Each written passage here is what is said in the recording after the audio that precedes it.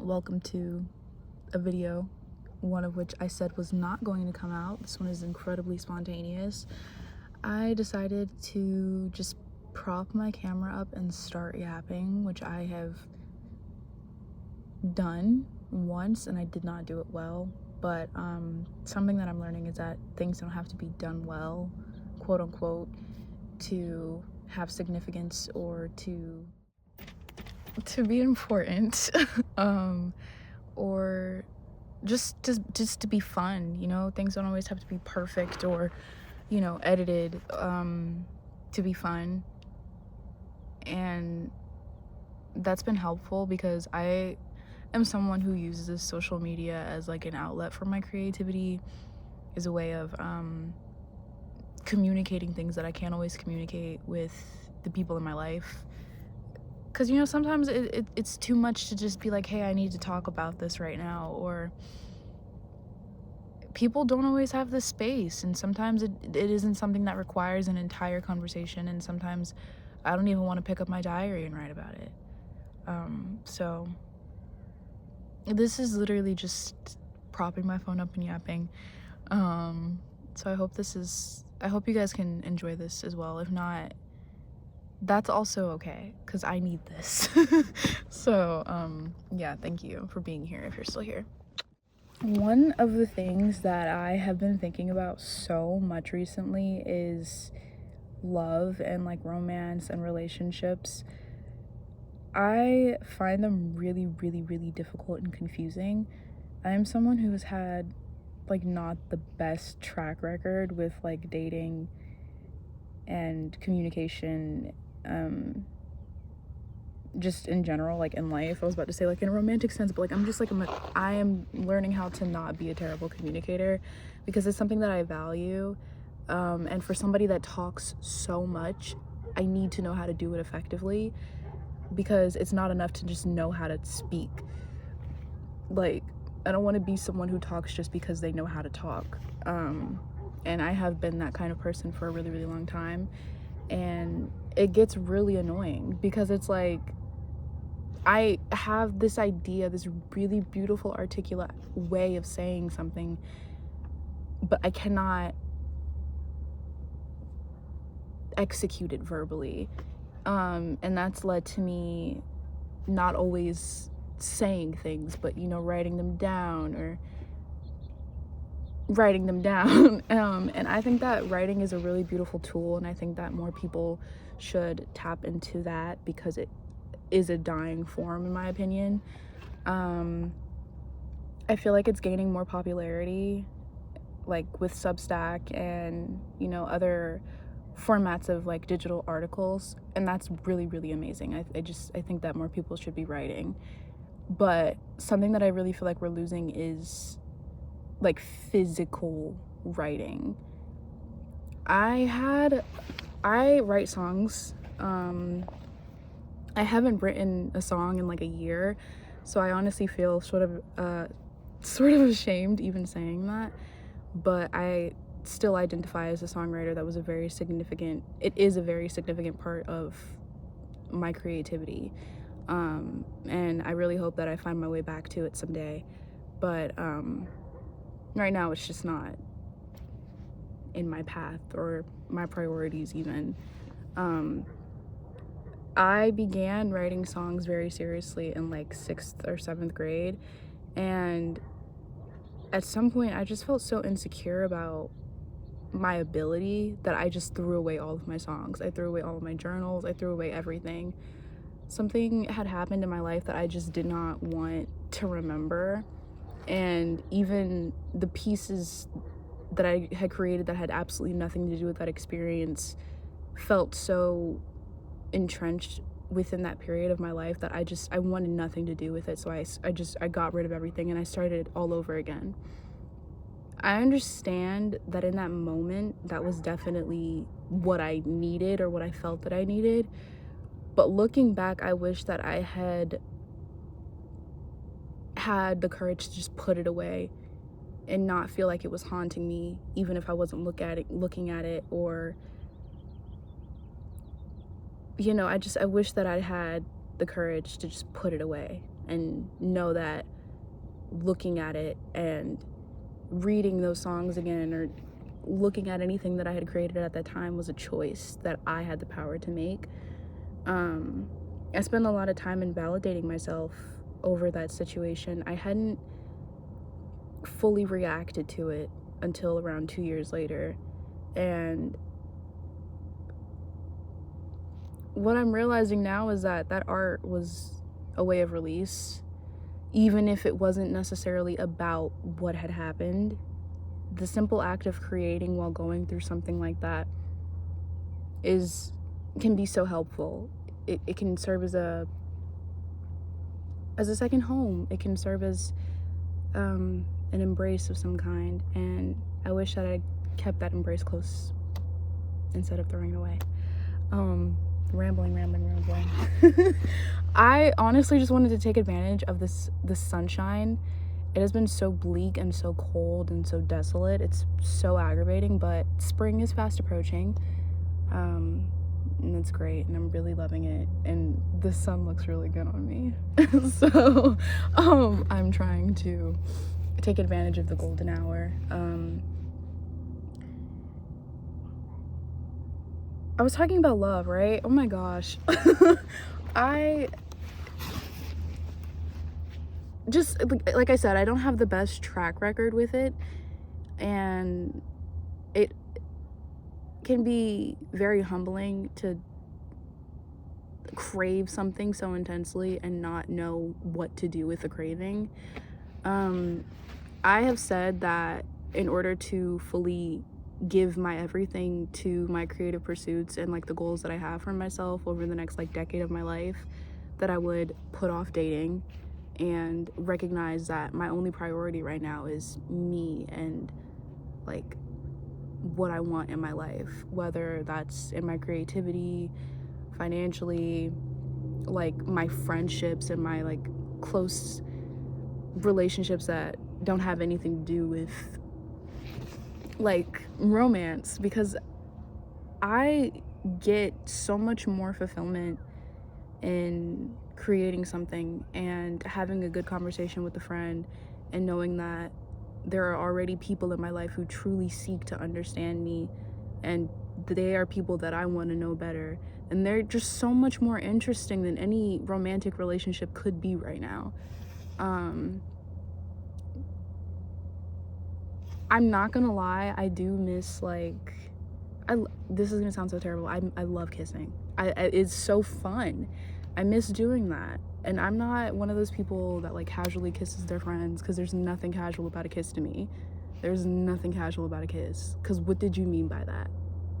Where are we taking this? Like, you know what I mean? Like, there's nothing casual about that to me. And I'm very selective about where I focus my romantic energy, and I feel like the kind of love that I want is not something that exists for me right now.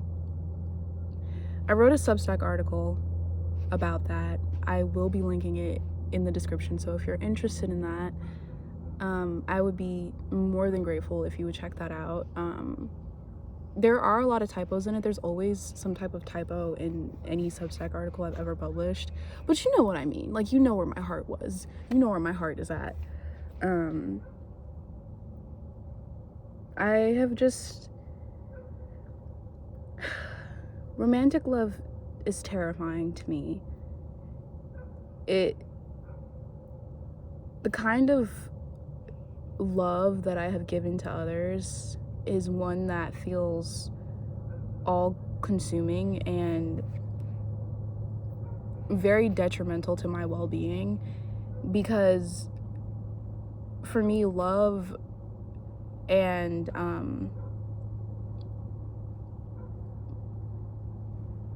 love for others and love for myself do not blend well. They do not mesh well at all, and I tend to lose sight of the love that I should have for myself in pursuit of other people. And obviously that's not good. What kind of bug is that? Please don't hurt me. I think I'm getting bit out here, but I mean, this is their home.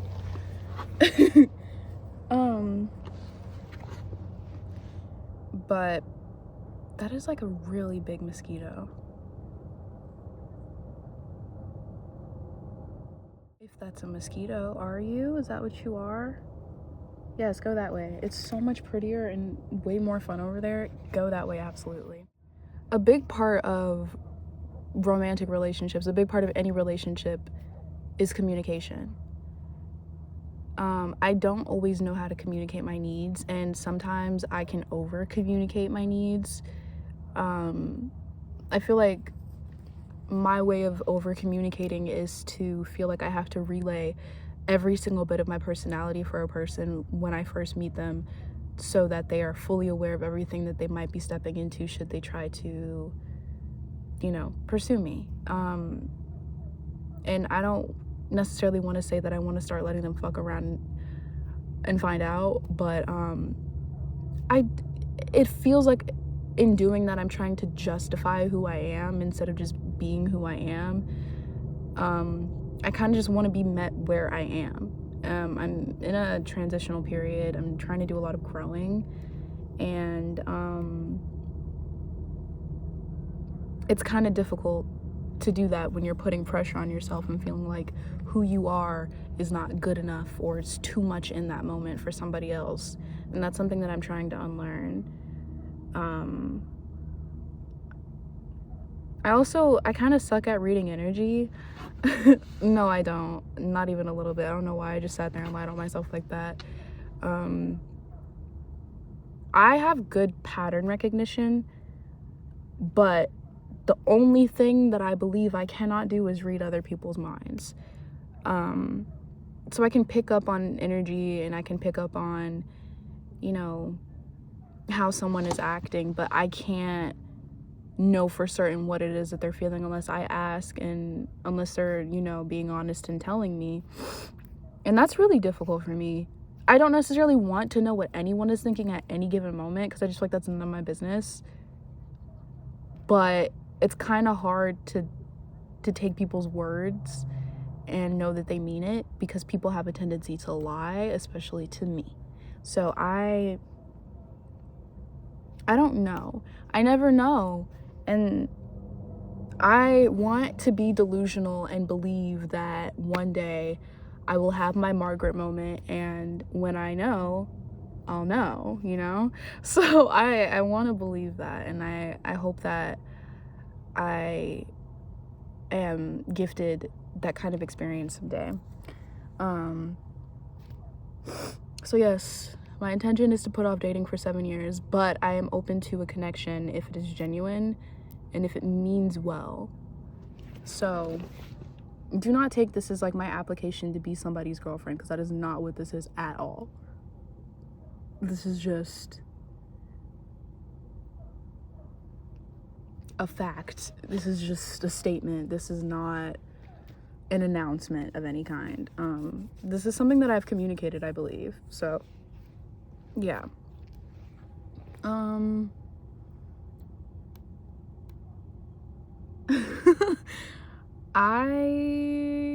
Something else that I have been trying to work on is vulnerability. I have been working on this since last year. Well, really since forever.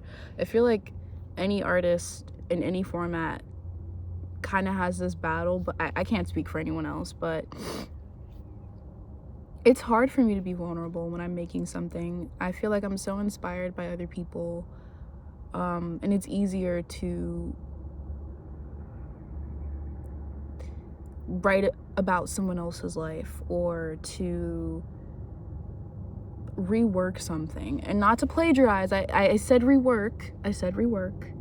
It's easier to just take what's already there and add more to it, or just not add anything personal.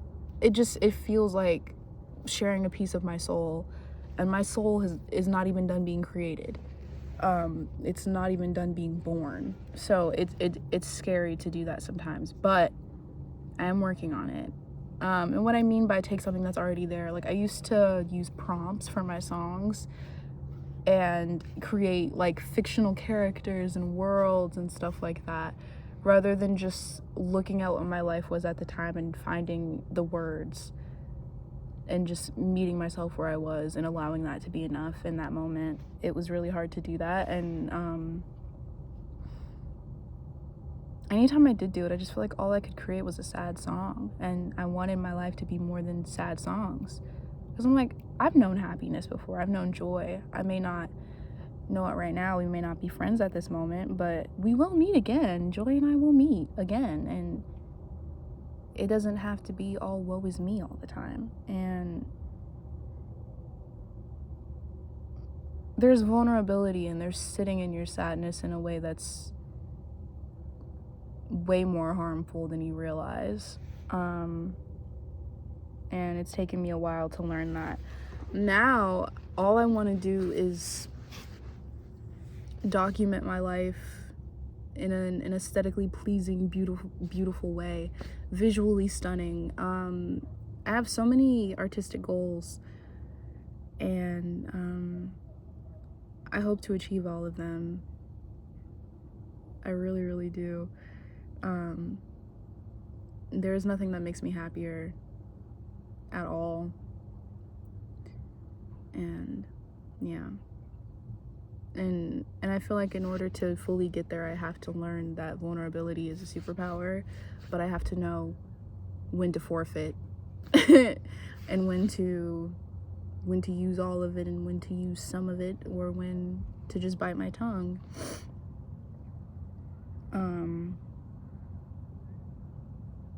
Yeah. I suppose I could elaborate more on the transitional period that I'm in. I am always in transitional period. I'm always going somewhere. And I just feel like in my everyday life, I am quite literally sitting still. Like, I don't do a lot of moving, but like I'm always trying to go somewhere, or I am always going somewhere. It's not always a choice. And unfortunately, when it is a choice, it doesn't move as quickly as it would if it weren't my decision, you know? I just feel like I'm always, always. Like, there's always something happening. And I am the kind of person that has had to learn how to pivot and to maneuver. And these are beneficial things to learn. They're helpful. They're tools, they're skills, whatever. But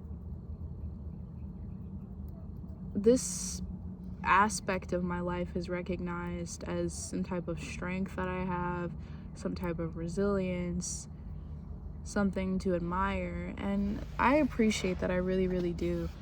But I cannot explain how exhausting it is to be a strong person or to be a resilient person. Yes, I know how to go through something and bounce back.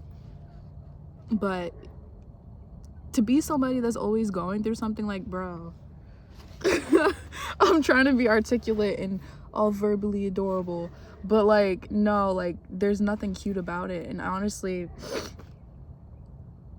I've seen how bad it can get. It's been really bad before, and I know that it could absolutely get worse. But what I'd like to experience is peace, to not always have to be anticipating something or hyper aware of a moment, or always having to make a decision. I don't always want to have to be getting ready for something, you know, especially when it isn't my decision. And I understand that in life, you can't always do what you want to do, and sometimes things just don't work out. That's where the pivoting and maneuvering comes in, learning how to bounce back and have a new plan. But when the core part of my plan is just to have stability and comfort and safety, I just feel like it should not be this fucking hard. Unfortunately, it is for me. And that's just what my journey looks like. And, you know, I can get through it. I know I can. It's just, I feel like I've had so much patience that it's hard for me to continue having patience. At some point, too much of anything is, you know, not good. And I feel like I've chased opportunities and I've tried to make opportunities of my own, and it's going a lot slower than I anticipated. But that hasn't stopped me, that hasn't discouraged me, that hasn't deterred me at all. I honestly find myself more encouraged by how slow everything is going, because in the slowness you can find so many things to do. Even if you've got a million things going on in your mind, when there's like a physical slowness and it's quiet, or it's just low energy, like, you can find something to do that can just be enough for that moment. And I think that's a beautiful thing. I think that can be a really beautiful thing. And yeah, something else that I'm really enjoying is finding people who are kind of just like me.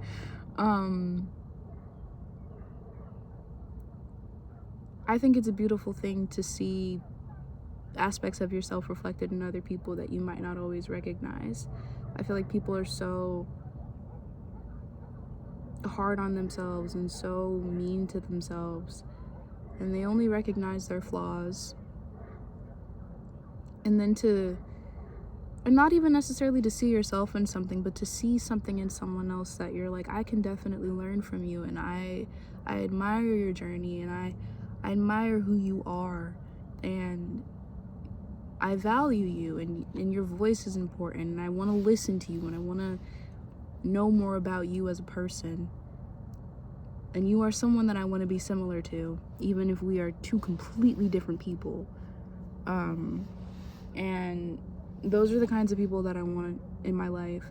I kind of want to be around people who are better than me, or not even necessarily better than me, but like just really, really cool. I really want to be around cool people. But I know I want to be around artists. I know I want to be around creative people, and I know I want to be around people who try. Because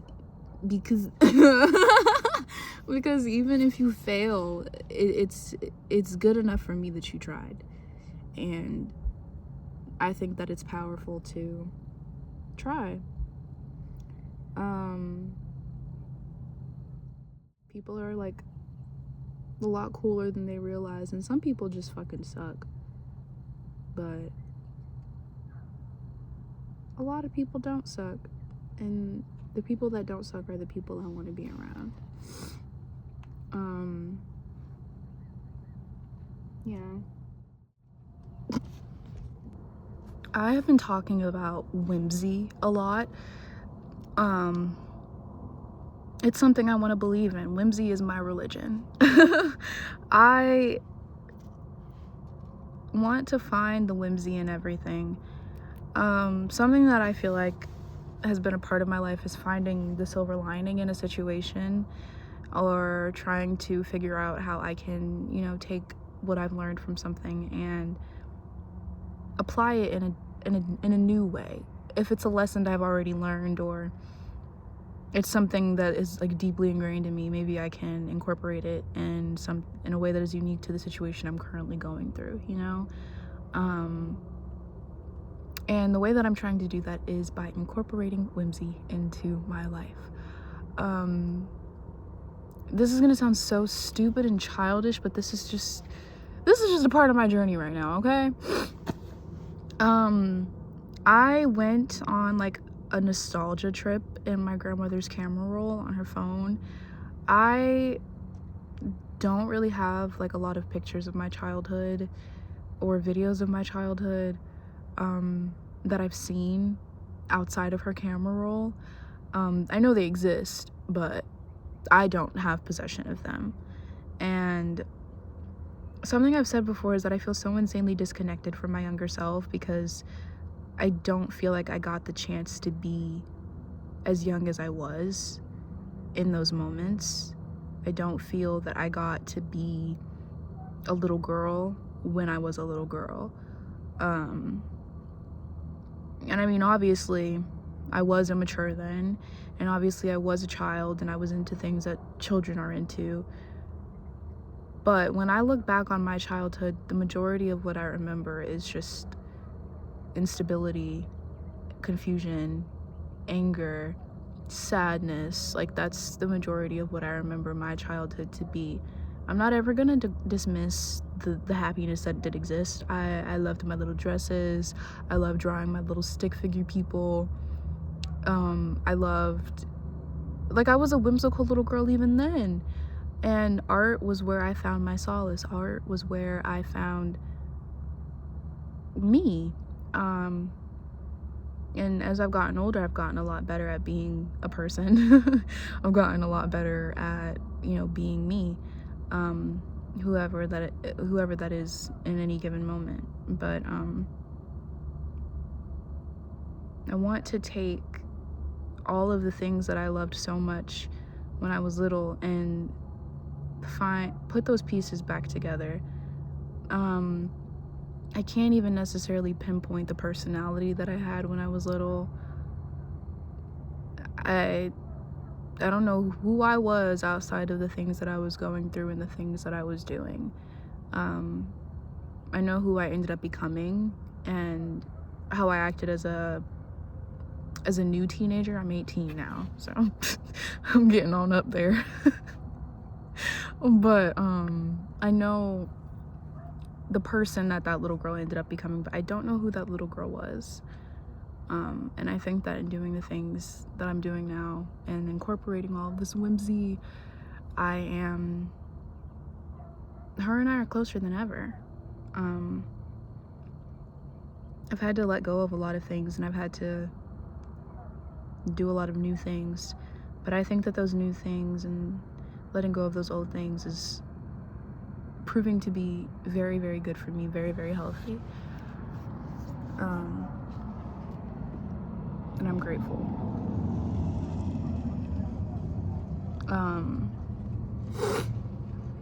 Yeah. I want to talk a little bit about the media that I've been consuming. I've been listening to a lot of Imogen Heap. Speak for Yourself is a wonderful album. I feel like a lot of people know this already. This is common knowledge. And if you don't, you should check it out. It's beautiful.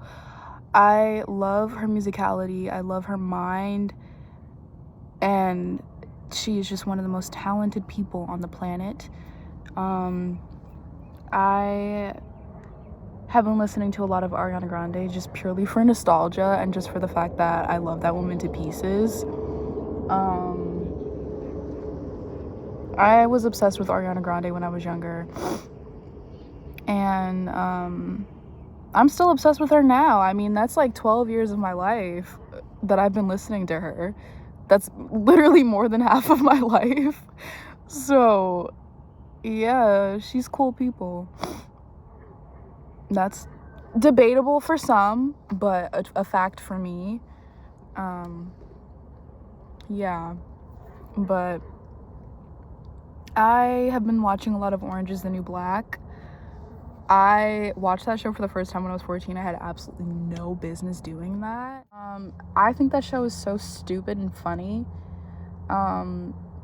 It teaches a lot of like social and systemic lessons that I think are actually really important, but it does it in such a hilarious way, which I love. If you can deliver the truth comedically, I love that.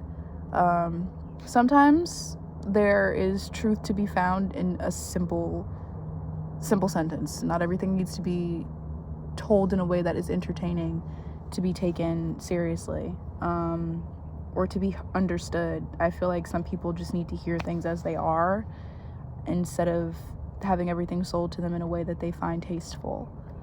And yeah, that's what I believe. I do believe in being kind, but it is what it is. A book that I have been reading for like the last 3 months is Conversations with Friends. Let me get her for you. By Sally Rooney, a woman that I value very, very much. She is one of my favorite authors. The only books of hers that I don't own would be a short story and the one that she just published last year. Those are the only 2 books of hers that I do not own, and I will be getting my hands on them at some point. So, yeah. I've been listening to the Wicked soundtrack. That's nothing new.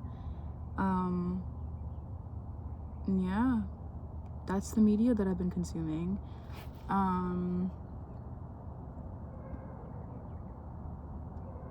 don't know. I'm worried that that's all I have to say. But, if there's anything you guys want to talk about, you know where I am. You can follow my Instagram. I have 2 Instagram accounts. I have my main account, and I have my account that is dedicated purely to YouTube. She's not well decorated at the moment, but she's there, so if you want to go see that, you can. And if you know me, you have my number, so if there's anything that anyone wants to talk about, we absolutely can. We can talk in the comments here. We can talk on Instagram. We can talk anywhere. I don't know. I want you guys to know that you do have access to me if I'm someone that you want to have access to. I want this to feel like a community. This is comfort for me, and I hope this provides comfort for someone else. And above anything else, I just want my corner of the internet to feel like love. And I want you to feel loved when you're here, and I want you to feel heard, and I want you to feel cared for. So I hope that's evident, and I hope that someone finds comfort in something that I said, or feels the need to add on to what I said. I really want us to talk. So, yeah, I don't know. Thanks for being here. Love you.